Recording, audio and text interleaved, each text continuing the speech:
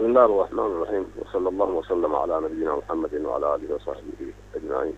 حواسك إن السلام عليكم ورحمة الله وبركاته.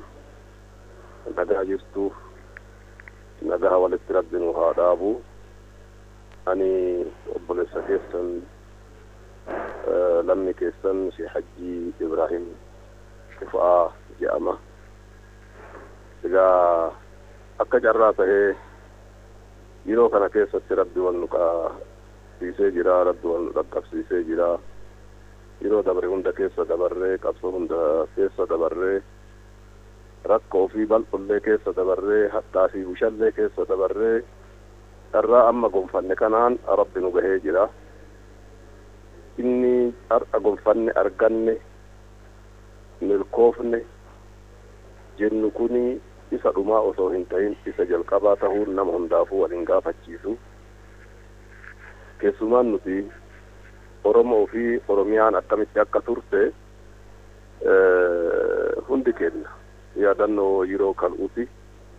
Har'a rabbi afaan nutti godhee, mataa nutti godhee, afaan keennan dubbannee, ilma dhalle ergannee, qabeenya keenyatti dhimma baanee, diina ofirraa geeggessinee ufii walitti hafnee jirra.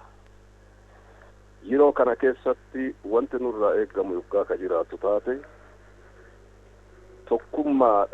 tokkummaadha yoo jennu tokkummaa namni siyaasaa fi politikaa fi afaaniin bareechifachuuf jedha jechuu odoo hin taane wanni nu baasu tokkummaa malee akka hin jirre yeroo baay'ee dubbatamas qabatamaanis wanni jiru kana tokkummaan dirqama. Tokkummaa yoo jennu amantaan osoo waliin qoodin, naannoo osoo waliin qoodin, godinaaleen osoo waliin qoodin, hundi keenya keessumaanuu Oromoon, Oromiyaan, sadhaa fi saalan osoo waliin qoodin tokkummaa dhugaa mirkaneessuu nu barbaachisa. Injifannoo arganne galmaan gahuudhaaf tokkummaa dhugaa galmeessuutu nurraa eegama. haalli shari'aan kenna ajajullee isuma kana. Rasuulillee sallallahu alaihi wasallam yoo nu ajajan tokkummatti nu ajajan. Tokkummaan injifannoo guddaa milkii guddaa akka tahe hundi namaatu beeka jechuudha. Kanaaf rakkoo dabartee dhuftu hunda isii obsaa fi garaa bal'innaan yeroo itti eeggachuudhaan qarummaadhaan yoo hin dabarfanne taate diinni jidduu kana keessatti nutti fayyadamuu fi diinni jidduu kanatti jiru ilma namaa salphaa miti. Har'aan tanaa wanta argame arguu dandeenya, dhagahuu dandeenya. Yeroo gabaabduu sa'aa 24 hin guutin keessatti rakkoo argamte arguu dandeenya. Rakkoo argamte yoo dhugaatti gadi fageenyaan ka'umsi isii maali jechuu qulqulleeffachuu dadhabnellee rakkoon argamte hooggantoonni keenya tokko tahanii afaan tokko tahanii yaada tokko tahanii arraba tokko tahanii ibsa tokko yoo dabarsan gammachuun nurraa dhagahamu guddaadha.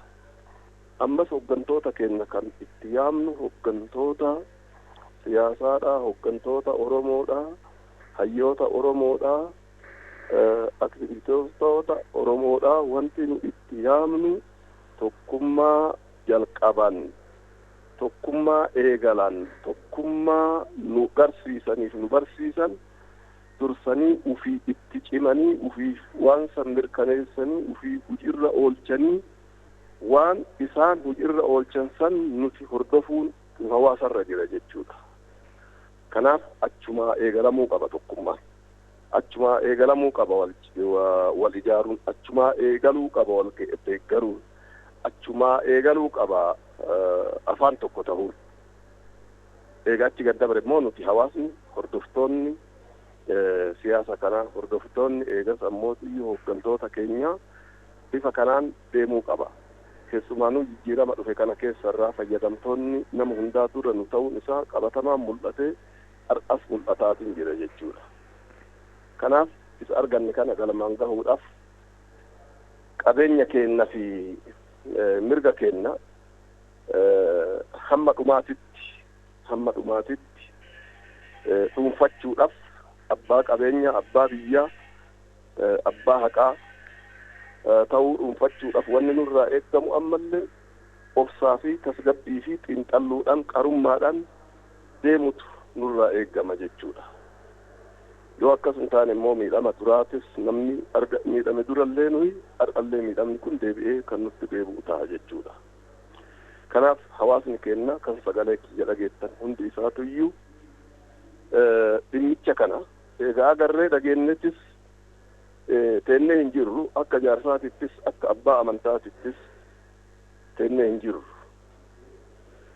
Duraanis yaalii dheeraa godhaa turuun keenya akkuma beekamutti taree har'allee nassee teennaallee jaarsolee waliin jirru hundaanuu wajji abbootii amantaa akka waliin jirru wajjiinuu wareegama ol aanu kafallee wanni ummata kanarraa duubatti deebiin osoo hin jiraatin ummata kana waliin taane qabsoofnee mirga arganne kana ceesisuudha hundi keenya, kaayyoon keenya eenyullee haa ta'u. Kanaaf qaamni mootiyyuu kaayyoo kana galma akka hin geenne dhoogu girrigirrii har'a uumamte kanatti fayyadamee rakkoo nurra uumuuf duubatti akka hin deebine hundi isaatu hin beeka. Hubachuus qaba, kan beekne yoo jiraate beekuu qaba. Ammas argamee jira, ganas caalmaatti hin argama.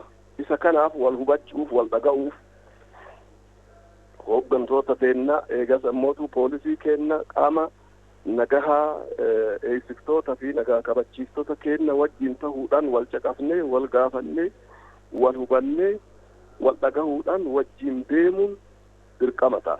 Odoo waliin qoodin jechuudha, odoo waliin qoodin. Yoo akkas ta'uu baannee nutillee manguddoon, nutilleen sheekonni, nutillee abbootiin amantii, nutilleen qeessonni, nutilleen qeerronni, nutilleen dubartoonni gara garatti deemne taanaan yaada adda addaatti deemne taanaan rakkoon irra gahuu daangaan isaan beekamu jechuudha. Kanaaf jecha ani carraa amma argadhe gabaabaa kanatti fayyadamee wanti dhaamuudhaa kan jiraatu taate hawaasa keenya dura dursoo hundi keenya dursa nagaaf haa kenninu, dursa nagaaf haa kenninu, mataa keenya fi mana keenyarraa haa eegallu. Eegas immootiyyuu walitti dhihaannee rakkoon jiru maali, eessan dhalate, maal inni jennee qorannee mariidhaan haa deemnu, mariidhaan haa kaanu, mariidhaan haa qabsoofnu, tokkummaadhaan wal cinaa teennee wal mari'achiisuudhaan, wal amansiisuudhaan tokko taanee qabsaa'uun dirqama keenya kan ta'e akka jirutti ta'ee har'aa karaa cufne jechuun eenyuttis hin cufne ufumaa walitti cufaa jirra jechuudha. Ufumaa walitti cufaa jirra. Guyyaa tokkocha karaa cufamuun misooma sila argamsiisuudhaaf deemnu fi ammoo isaaf tattaaffii godhaa jirru, rakkoo keessaa ba'uudhaaf yaalii godhaa jirru, guyyaa tokkoon meeqatu badaa, meeqatu hir'ataa, meeqatu mootiyyuu galaafatamaa tilmaamuun nun dhibu jechuudha. Kanaaf jecha kan hunda keessaa bahuudhaaf wanni nurraa eeggamu rakkoon tun eessaa dhufte kan jedhu hayyoonni jiru wal haa gaafannu, eega wal gaafanne immoo furmaanni maali kan jedhu teennee bifa saniin furmaata akka finnu isiniin jecha'a. Har'aan hawaasni keenya bakka jirtanitti qeerroon keenya bakka jirtanitti akkuma nagaaf hawwitanii fi akkuma mirga dimokiraatiitiif hundi keenya dheebonneetiin hin jennutti mana keenyatti ol dachaa'uu odoo hin tahin hooggantoota keenya kan naannoo jirutti dachaanee kan godinatti kan aanatti dachaanee rakkoon kun eessaa argame jennee rakkoo kana qulqulleessaa nu beeksisaa jennee afaan nagaatii fi afaan jaalalaatiin gaafanne isaan akka caqafnu amaanaa isinitti dhaamuun barbaada. Na dhageeffachuu keessaniif galatoomaa isiniin jedha.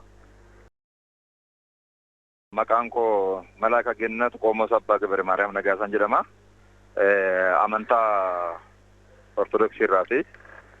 Kanaaf haalamma har'a ganama dhagaamaa jiru kun baay'ee haala ulfaataa, haala nama gaddisiisu, haala ifa saba keenyaaf saba Oromoo gara dukkanaatti geessu waan ta'eef hojiin hojjetamaa jiru kun immoo diinonni saba Oromoo bara baay'ee saba Oromoo irratti duulaa turan karaa garaagaraan saba Oromoo irratti wanta barbaadan geggeessaa turan ammas immoo saba Oromoo qeerroon qarreen dhiiga dhangalaasuudhaan lubbuu isaanii aarsaa gochuudhaan nageenya dhufe kana bilisummaa dhufe kana ammas akka inni dukkanatti deebi'u akka inni boodatti deebi'u gochuudhaaf karaa danda'ameef deemaa jiru waan ta'eef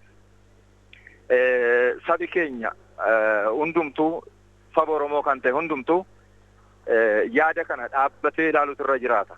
Amma akkuma argaa jirrutti kan du'aa jirus Oromoodha. Kan ajjeesaa jirus Oromoodha. Nama diinni keenya immoo kanatti gargaaraa jiru. Kanaaf Oromoon immoo jibba walirraa hin qabu. Oromoon walii isaa irraa osoo hin ta'in saba eenyuuf iyyuu jibba hin qabu. Saba eenyuyyuu sabaaf sablammin akka du'u hin barbaadu Oromoon. Nageenyaan jiraachuu barbaada. Mootummaan nageenyaan akka jiraatu barbaada. Kanaaf mootummaan biyya bushaa jiru mootummaa dhalataa Oromooti, ilma Oromooti. Kanaaf sabi keenya dhaabbatee ilaalee Oromoo keenya namni tokko du'uu hin qabu. Qeerroon tokko du'uu hin qabu. Qarreen tokko du'uu hin qabu. Maaliif wanta jiru tasgabbiidhaan teenyee ilaallee akka abbaa amantaattis akka haayuu biyyaattis teenyee ilaallee akka sabaattis akka abbaa gadaattis hundumtuu ga'ee isaa ba'uudhaan taa'ee ilaalee rakkoon uumame kun eessaa akka uumame eenyu akka uume ilaalanii namichi rakkoo kana uume qaama mootummaa ta'u qaama dhuunfaa ta'u eenyu haa ta'u qaamni rakkoo kana uume bira gaamee seeratti dhiyaatee sabi keenya sabaaf sablammin nagumaan akka jiraatu itti yaadanii waliin mareedhaan gochuutu nurraa eegama. Innis taasisaa inni amma bilisummaa dhufe kana saba Oromoo abjachaa jira. Waan baay'ee harkaan hin gaane abdiirra jira malee. Isheen Oromoon abdachuu kana immoo tokkummaa kana jaalala kana bilisummaa kana kun diina keenya gubeera. Kanaaf isa tokkotti maqaa biraatti laxxafu isa tokkotti maqaa biraatti laxxafu isa tokkotti maqaa biraatti laxxafu akka walii keenya diignu kan gochaa jiran harka biraadha waan ta'eef sabi keenya kana adaraa akka abbaa amantaa tokkootti adaraa jedhee waan saba keenya adaraa kadhachuu barbaadu sabi keenya obsaan tasgabbiidhaan wal hubatee wal dhaggeeffatee eessuman ga'u nurkaa waan ba'u hin jiru. Waliigalleennaan diinni nurratti mo'icha hin argatu. Waliigallee waliin mari'annee waliin hojjenne waliin haasofnee jennaan diinni keenya eessuman ga'u nurratti mo'icha argachuu hin danda'u waan ta'eef sabi keenya obsaan dhaggeeffatee wal dhaggeeffatee wanta kana akka inni karaa seeraaf seer duwwaadhaan hiikamu akka godhuun adaraa dabarsuu barbaada.